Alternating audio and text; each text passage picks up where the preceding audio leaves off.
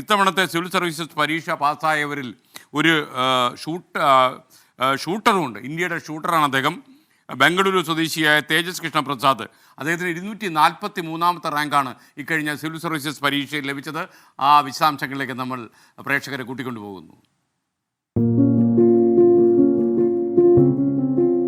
Shooting റേഞ്ചിൽ ഉന്നം പിഴയ്ക്കാതിരിക്കാൻ ഏറ്റവും വേണ്ടത് ഏകാഗ്രതയാണ്.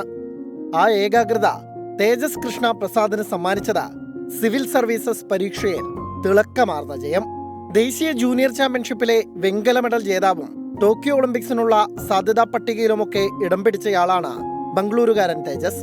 എന്നാൽ പല കായിക താരങ്ങളെപ്പോലെ കോവിഡ് തേജസിന്റെ കരിയറിലും വില്ലനായി. പരിശീലനം മുടങ്ങിയതോടെ ഒളിമ്പിക് സ്വപ്നം പൊലിഞ്ഞു.